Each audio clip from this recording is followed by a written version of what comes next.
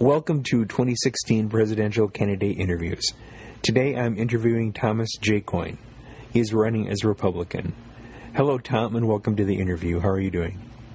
Quite well, sir. Thank you, and it's nice of you to call. I really appreciate it. Well, thank you for participating. We'll get the interview started by letting the audience get to know you some more. We'll start out with some icebreaker questions. Describe your family. Well, I have a nice family. I was married for 28 years.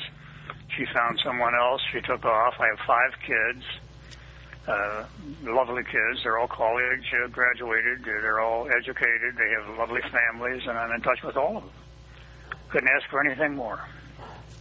Describe your work experience.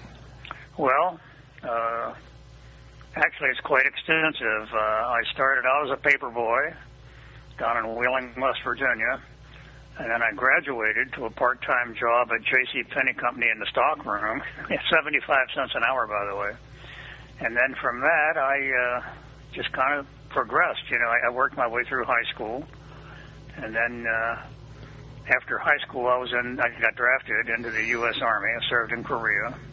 I came home, and J.C. Penney offered me another job. They were required by law to do that, whether they wanted to or not, but they did. It was a real good experience with them. They were wonderful people. And then I went to college. I went to Marshall University in Huntington, and the GI Bill kicked in and paid a little bit, but you can't believe how little. So I got a full-time job on the Baltimore and Ohio Railroad as a brakeman, and I worked full-time as a brakeman while going to Marshall full-time. I got out in 3 years. I was very pleased with that. It was a wonderful school, especially in the science fields. But that wasn't my major. I majored in accounting and economics. And then when I got out of that, I went over to the B.F. Goodrich Company here in Akron. I live in the Akron area, Akron, Ohio. And I went to school, worked full-time and went to school full-time at Kent State to get my MBA. And that was a marvelous experience also, by the way. In fact, my master's thesis was railroad proposals for the alleviation of their financial crises. I was shocked to learn that the CEO of the Chesapeake and Ohio Railway read it, called, offered me a job, and I went to work for him. Nice. And we bought the B&O, so that was an experience. Am I going too long here? You want me to shut up? No, you're fine. As long as you want to go. Well, that's fine. I worked with them for a while. I testified for them in Washington for the Interstate Commerce Commission. And my boss, a guy, I shouldn't mention his name, but he was the vice president in charge of finance for the C&O, B&O combined road. And he said, "We're always getting beat here. Well, we can't compete with PhD economists. We need an economist." I said, "Well, I'll get you a degree." He said, "How are you going to do that?" I said, "I'm going to go earn it." So I went part-time to Case Western Reserve University and ultimately had to quit the C&O because the effort was pretty heavy at Case. And I finished that, got my PhD, and wrote a doctoral dissertation entitled "The Banking Structure of West Virginia." And West Virginia at the time was the only state in the Union that wouldn't tolerate any branches. And so West Virginia read the paper. The West Virginia Legislative Committee published the paper, and within months the West Virginia legislature changed it so that they now have branch banking in West Virginia. So I've been very fortunate in those kind of things. And part-time later in my effort to get educated at Case, I had to start teaching a couple courses, and I loved it. So I've been a professor the balance of my life. I never went back to work. I just stayed at the university. And there were several of those. I was chairman of economics at Marshall for a while, down in Huntington. I taught at Ohio University in branches. I taught at the West Virginia University in their MBA program. I went to Rutgers and taught there for banking and finance. I've been very lucky in life.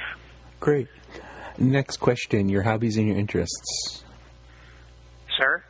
Your hobbies and interests. I didn't understand the question. What are your hobbies and interests? Oh, hobbies and interests. You're going by oh, sure. Well, I go golfing every chance I get. But that's not true. I go probably a couple of times a month, but I love it, and I bicycle. And that's pretty much it. Okay. Do you have a favorite... Oh, go ahead. No, that's all. Do you have a favorite restaurant to eat out?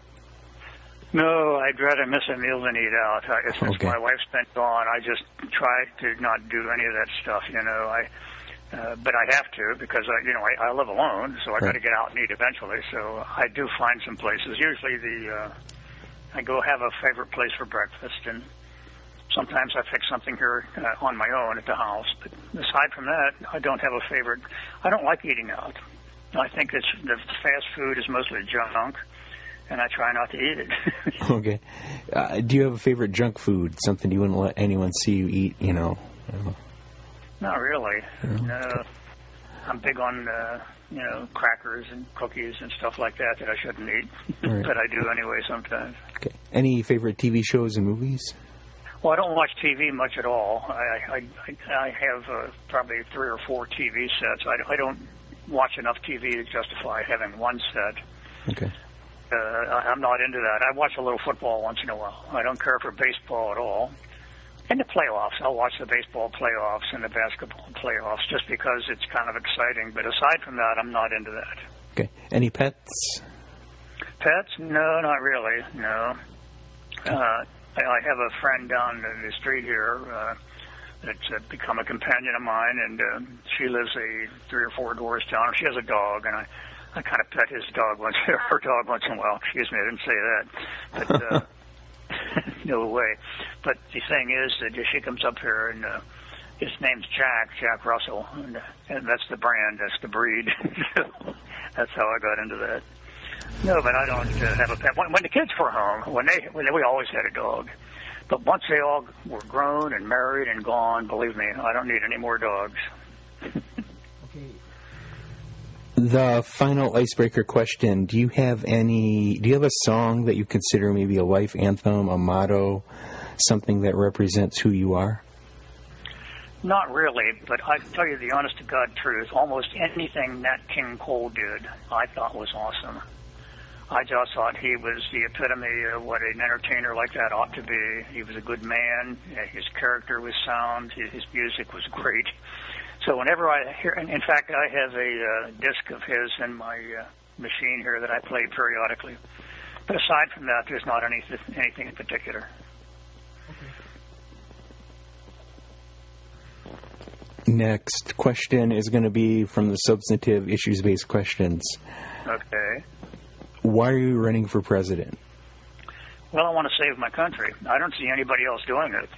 I don't see anybody. In fact, I watched TV today for a few minutes, something I rarely do, and the Pope was speaking to the Congress, and over his right-hand shoulder in the back was Joe Biden. Over the Pope's left shoulder in the back was John Boehner crying. He's Speaker of the House, for God's sake. What do I need with a Speaker of the House? And he's here from Ohio, that's my state, crying his eyes out. I don't know if you've seen that picture. It was on the Drudge Report. Yes. I have to save my country. I have to do whatever I can. And I don't know what else to do. I'm a combat veteran of the Korean War. I've done everything I can for my country at every turn. I'm pretty well through teaching. And I feel now that I have an opportunity to use my expertise to pull the country out. And if I'm given a chance, I'm going to do it. And if not, then I've done all I can do, and I feel good about it. Once I do all I can do to solve a problem, I'm through. Okay. God's problem. Let him worry about it. Next question. What abilities do you bring to the office of president? Well, a lot of experience, labor experience, very heavy. Business experience, very heavy. Military experience, same thing. Educational, my God, I got more degrees than a thermometer. I know how to run the country.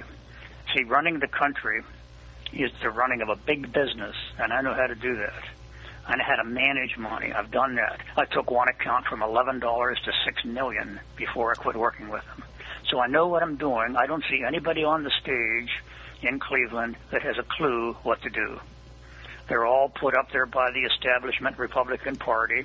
They're all put up there hand-picked, and whoever wins, the Republican Party doesn't care. The party controls each one of them. No one controls me. I pledge allegiance to no political party. I pledge allegiance to the citizens of America and to America. So I don't have to report to a boss that slips me some money on the side. I don't take any money from anywhere, anyone, at any time, and I'm proud of that, and I'm glad for that. So I just can handle this job. And the abilities that I bring, I'm a financial economist. I've negotiated huge contracts. I've managed millions of dollars. I've taught school at the MBA level for innumerable colleges that are all highly credentialed. I feel pretty good about it. And I've traveled abroad. I've been all over Europe. I've been to Russia. In fact, when I was in Russia, well, never mind. They just get to that later maybe. But the fact is that I know I can do the job. All right. Next question. Are there any presidents you have a very favorable opinion of, who have aspects of their presidency you would want to emulate? Oh, yeah. Harry Truman. He's the best president of my lifetime. And I knew you were going to ask that question. At least I assumed you were. And the other guy, he's not a president. But he is one that if I could emulate, believe me, I would. That's Winston Churchill. In fact, in the Oval Office, I'm going to ask the British to please return the bust of Winston Churchill that Obama sent home because he didn't like Winston Churchill. Winston saved this world with his handling of the Second World War. And by the way, we are in the Third World War as we speak. We need somebody that knows how to be commander-in-chief, and I don't see anybody on the agenda that has any notion at all what it takes to be a commander-in-chief. That's one reason, to get back to a question or two ago, why I want to run for president. I can handle that job. Are there any presidents you have a not-so-favorable opinion of who you would not want to emulate? Good for you. What a wonderful question. Just like the world at large, I think the worst president of my lifetime was Carter, Jimmy Carter. And then there's the imposter president, the current sitting officer of that office, Barack Hussein Obama, who was known for 26 years of his life as Barry Soetoro. And he is the worst that we've had. And Carter ought to be dancing in the streets, because Jimmy's still alive, to know that Obama appeared. You know, this is just incredible that Obama got in. And I call him the imposter because he is. Do you have a minute for this or not? Yeah, feel free. Go for it. Well, I don't know. I hardly, well, I don't like putting anybody down, but I think I already did indirectly. He's an imposter because he was born in the British Protectorate of Kenya. So it was not an individual nation at that time. He was born in the British Protectorate of Kenya. His mother was Anne Dunham. He was born on August 4, 1961. Anne Dunham was 3 months pregnant with him when Barack Hussein Obama #1 agreed to marry her so that the kid would not have a bad reputation from date of birth. Obama #1, Barack Hussein Obama #1, was already married with a family in Kenya. And he married her anyway, but I haven't been able to research and find any documentation of the wedding ceremony. Also, I didn't see any documentation of the divorce, if any. But approximately 4 years later, he went back to his family and wife in Kenya. She was remaining in Indonesia. She was working at the time, as was Barack Hussein Obama #1, for our CIA. They were working to disrupt any presidential election that could occur in Egypt or elsewhere. Sukarno and Suharto were fighting one another for the presidency at the time. One of them got assassinated. We won't get into that in any detail, maybe. But Barack Hussein Obama #1 testified in open court and was now fearful for his life and asked the CIA if they'd fly him to the United States, and they said no. However, the Joseph P. Kennedy Foundation popped up from nowhere and said, we'll take you, along with 121 Kenyans who are going to Harvard to study some stuff that the CIA is promoting. So that's what they did, and that's how Obama #1 got to this country. But getting back to Anne Dunham, Her mother was Madeline Dunham.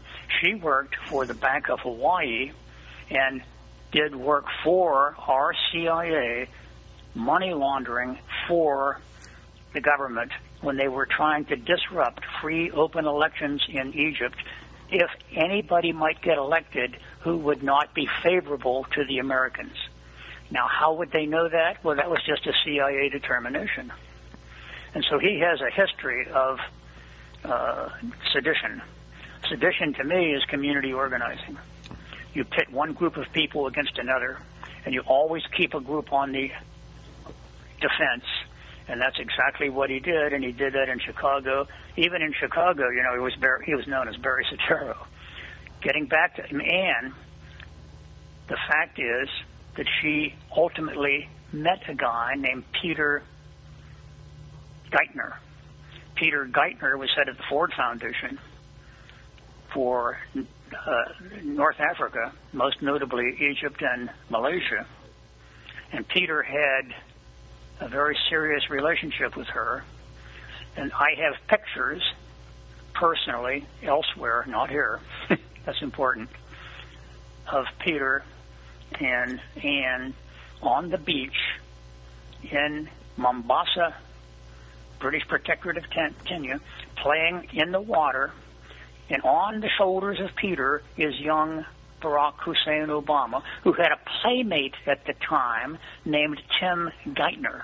Tim Geithner, you know, turned up to be the Secretary of Treasury for the United States government after a worldwide search for the best possible person who could do the job. My God, out of the blue, here comes this Tim Geithner. We ought to hire him like he's a stranger, like he just sent in a resume or something. They were 3 and 4 and 5-year-old playmates. So the whole thing is a fraud. It's the greatest fraud ever perpetrated on the American public, and we're paying for it through the nose.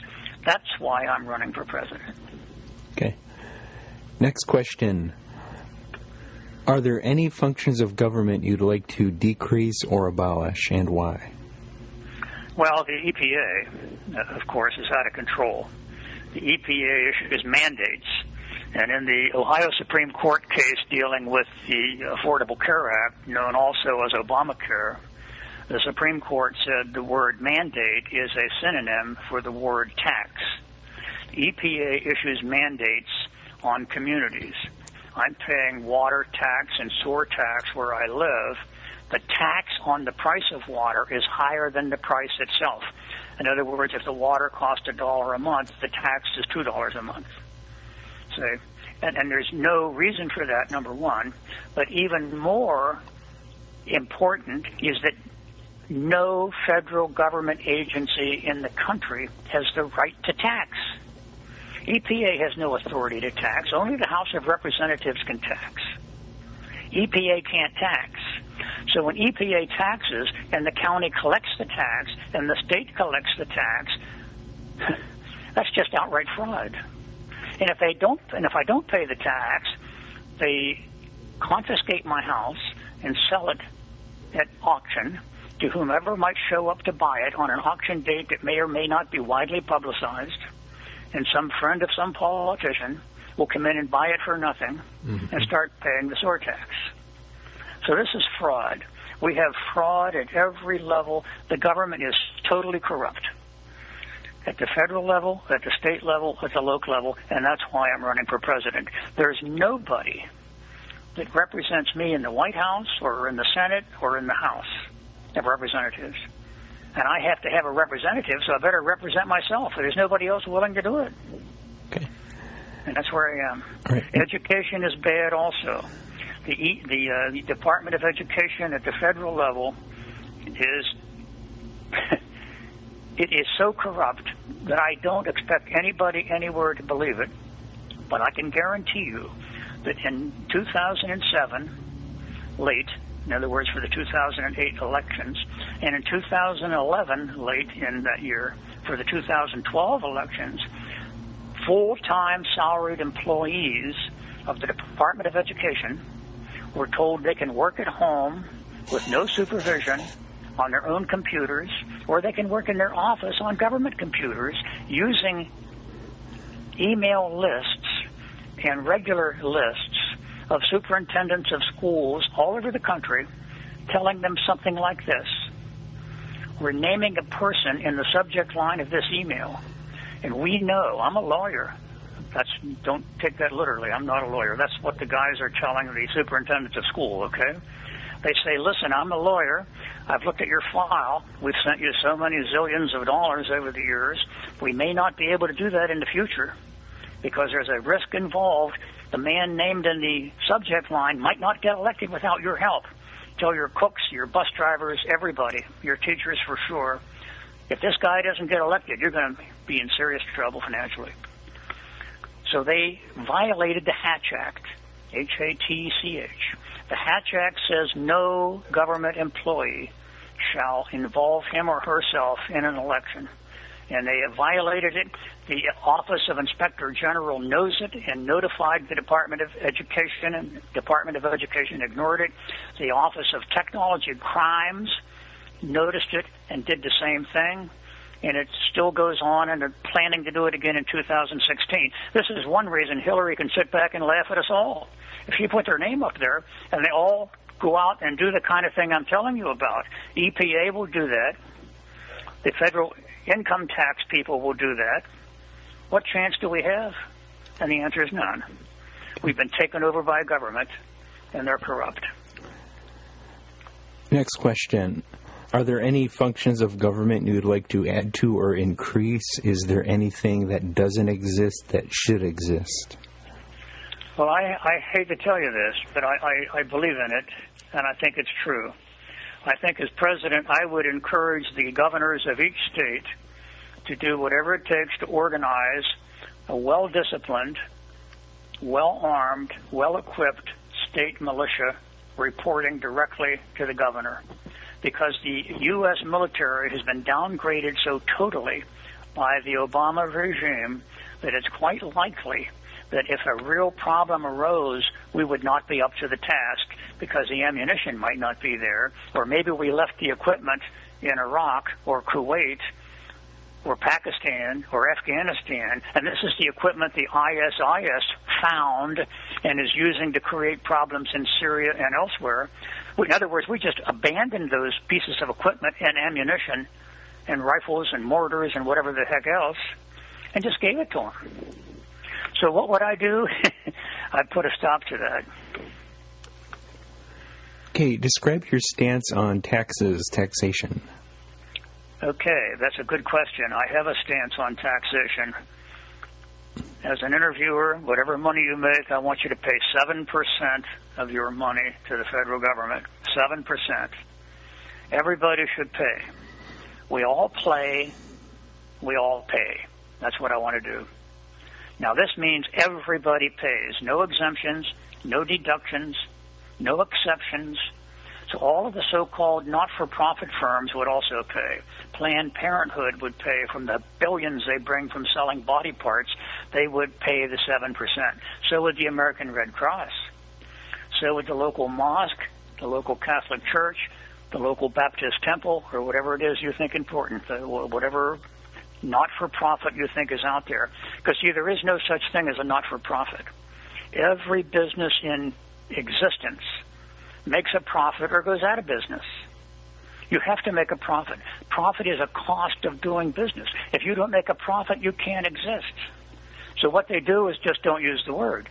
They're not for profit. They're not for tax. And they're bleeding us dry.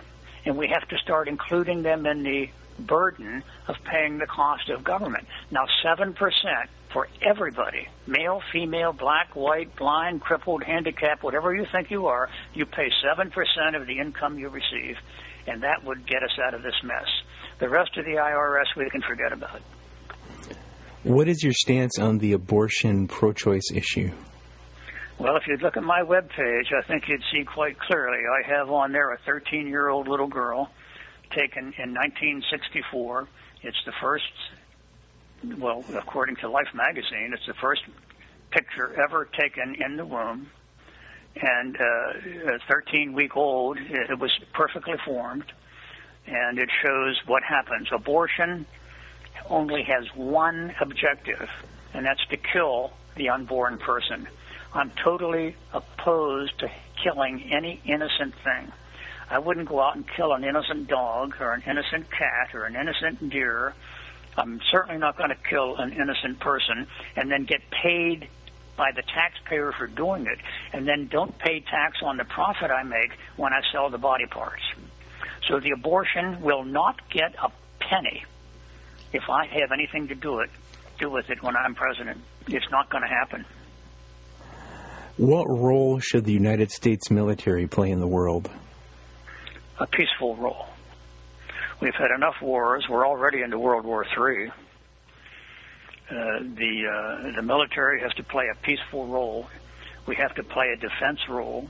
We have to make sure that we defend American citizens. American citizens are more important than going over to help the Iraqis who did not want our help anyway, or going to the Kuwaitis, or going into Pakistan or Afghanistan, where all we're doing is protecting the poppy fields so they can ship more cocaine into this country.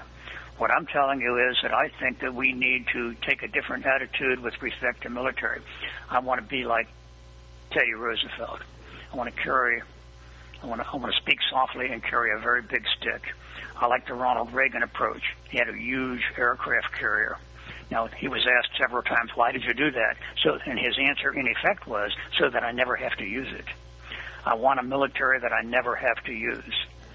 But if I have to use it, you can better believe I would use it, and I would know how to use it. There wasn't a person on that stage that knows either.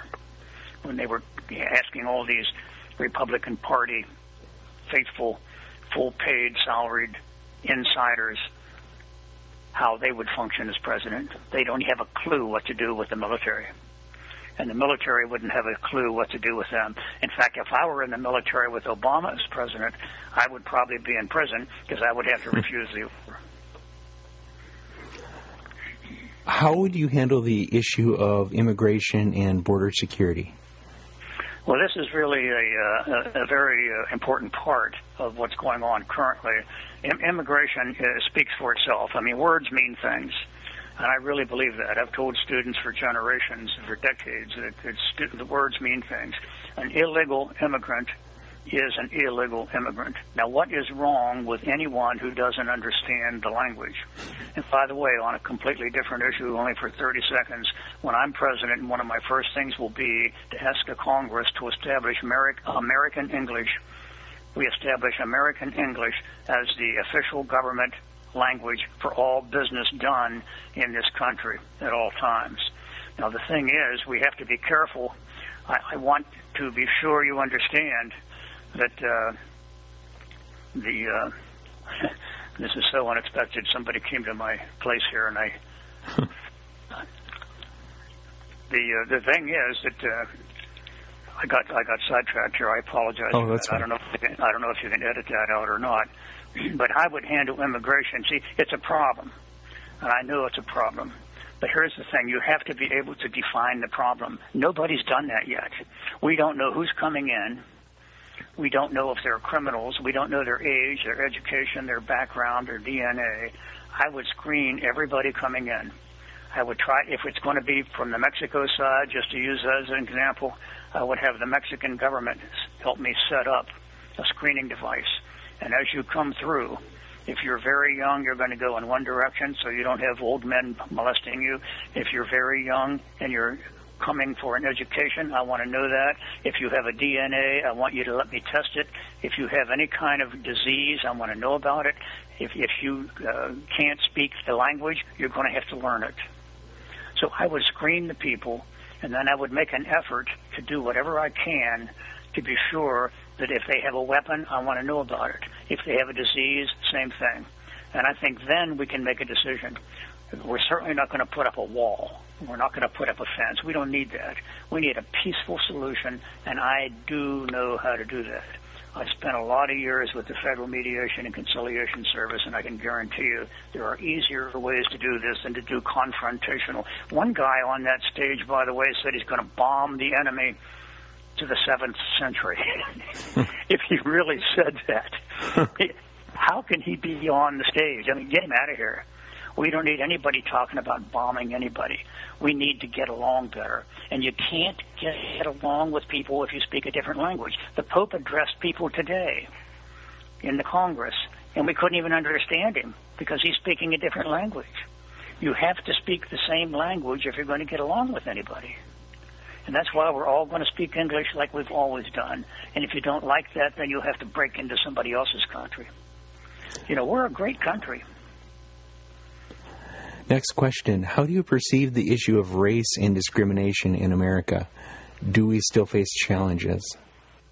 Well, it's a pretty big issue, a huge issue. And I thought eventually it might go away. In the 50s and 60s and 70s, it should have gone away, but it's only gotten worse because people make so much money antagonizing other people. The fact is that there is some discrimination basically because our Constitution guarantees us life, liberty, and the pursuit of happiness. But it also says, you know, we will have a liberty and justice to all. Liberty and justice for all. The blacks are not getting justice. They're getting a legal system manipulated against them at a time when they can't often, and they should be able to perhaps, but they can't. They can't understand even what's hitting them. So they're populating the prisons and they're bursting through the seams. This is terrible. We need a justice system and not a legal system, and we will also be, you'll be glad to know, I know how to do that. We can't have lawyers running everything. You don't need to be a lawyer to be a judge. You don't need to be a lawyer to be on the Supreme Court. The two people that Obama put on there were imposters as well. That they should not. When I'm president, I'm going to ask for their resignation because he was not qualified to put them on, and they knew it at the time, and they took the job anyway, and they're pushing legislation through the court that should come through the Congress. We have a Congress. Let's use it. We have a House of Representatives. We have a U.S. Senate. There are only 100 senators in the world. 3 of them were on that stage in Cleveland, and they're all putting each other down trying to get a better job. I need those people in the Senate when I'm president. I don't want them out putting each other down. I need Walker. I need Kasich to run their states. We need presidents. We need governors that are in charge of their states. And we don't have this anywhere much. So I need those guys, but I need them in their current position. And that's what's happening there. I'm sorry, I kind of got off on that. That's fine. What role should the federal government play in health care? Well, we have enough money to handle that as long as people just don't milk it. I can remember clearly the Cleveland Indians playing up here in the old municipal stadium, and nobody was coming to the game, and they offered free beer. No increase, just free beer. My God, they had lines for beer. Yeah. So when you have free medical care, everybody wants it. We don't have enough doctors. But we can't turn back totally what Obama has done, nor would I want to. I want to, and I've made that recommendation here in the local area, I want to have more medical schools, MDs, not osteopathic physicians. I want medical doctors that are qualified to serve, and I want them in legitimate medical schools all over the country. That's one thing I do to improve. I want dental everywhere. You know, when I was in the I don't want to be an expert. I'm not pretending to be an expert on this, but when I was in Russia, I had a good fortune of meeting with Boris Yeltsin, who was their number one man at the time. He was their Putin, you might recall, for the time. And I suggested, you know, we need dentists in Russia. Did you ever see these people's mouths?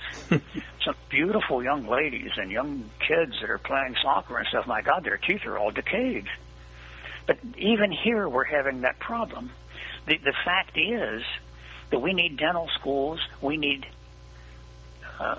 medical schools, we don't need teachers' colleges. The teachers' colleges are putting out people who are just issuing propaganda. They're telling you what to think.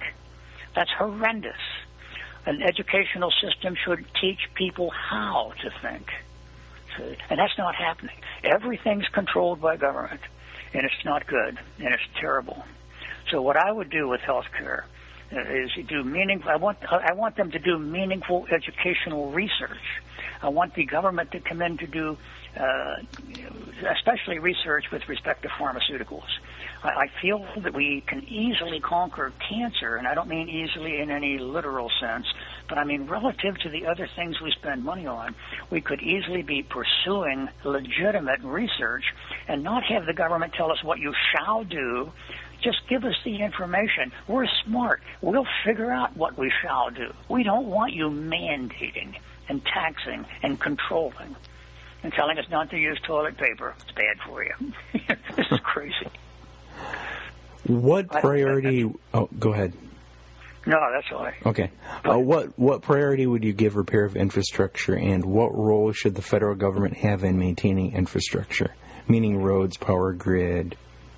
Well, the power grid's becoming increasingly relevant. I have family in that field. I want to be careful there that I don't disrupt too much what they might be involved with. But the role that the government plays in maintaining the infrastructure is already defined by federal law with having a tax per gallon on gas. That's supposed to maintain the interstates. Yet we also have individual states charging tolls on the same interstate, so you end up paying twice. When I go through West Virginia, I find that they charge a toll on their turnpike, but it's also an interstate highway, 77. So consequently, they're charging a toll on top of the tax to maintain the infrastructure of the interstate. So here again, we have incredible fraud involved in government.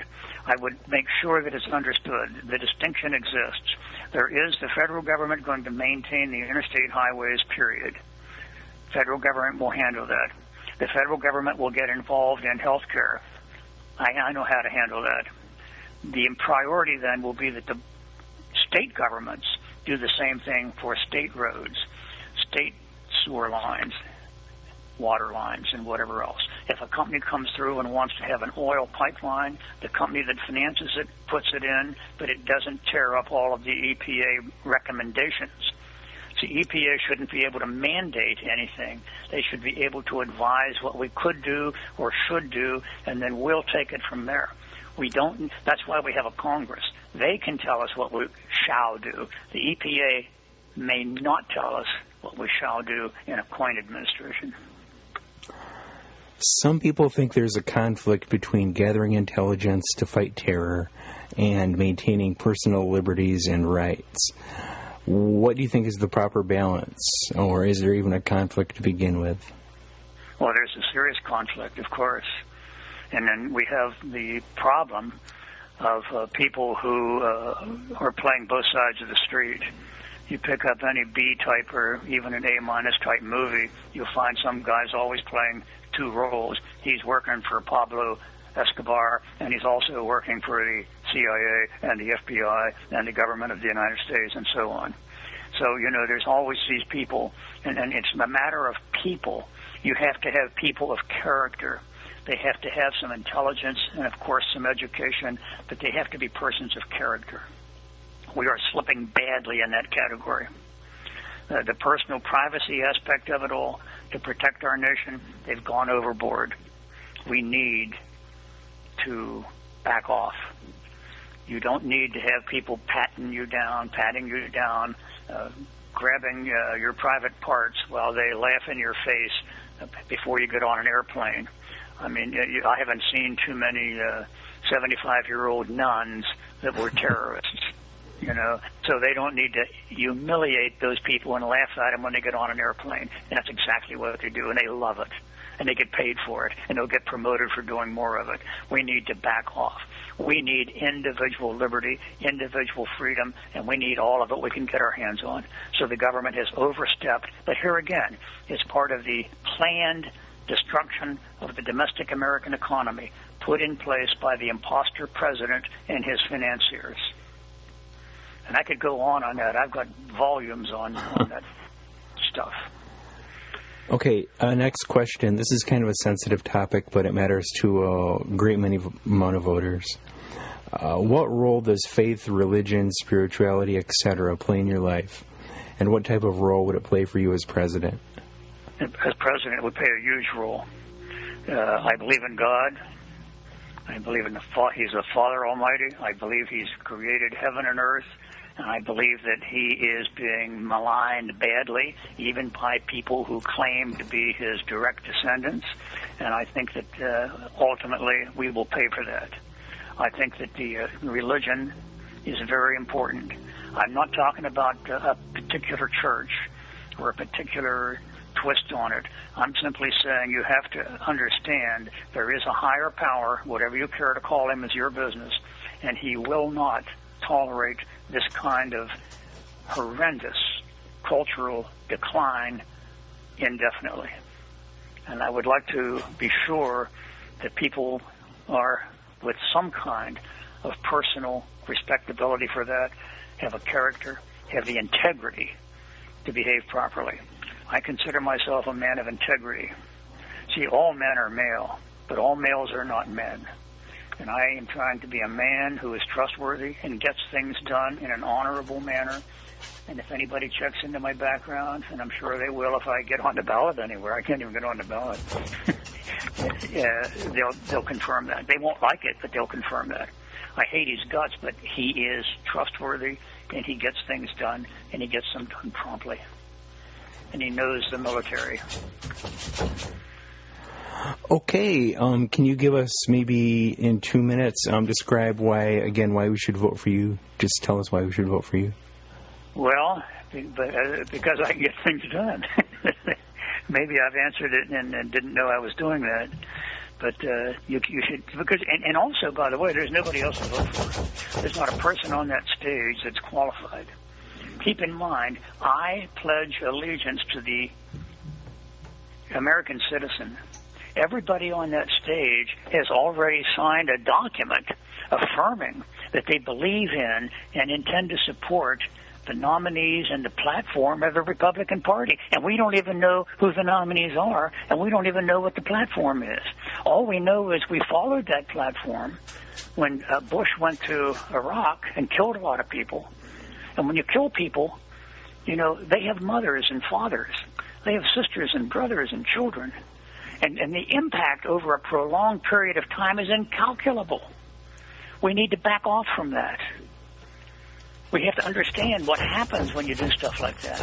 It says here in the thing from the South Carolina that I'm supposed to sign, South Carolina Republican Party, that I will not knowingly violate any election law or any fraudulent practice. Well, my God, it's fraud to charge $40,000 as a poll tax, and that's what they're doing.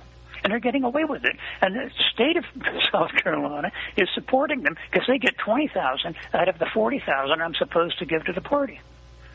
It says here, I will not do anything to impair the Constitution. Well, my God, they violate Article 14 and 24 of the U.S. Constitution demanding a poll tax. And nobody's going to... See, that's why we need a Department of Justice. And we don't have one. So I can handle that. If given a chance, believe me, my friend, you'll be very pleasantly surprised. Okay, thank you for participating in the interview. Thank you to my listeners for listening. Be sure to check back in the future for more candidate interviews. Have a good day, and remember to keep informed and keep involved.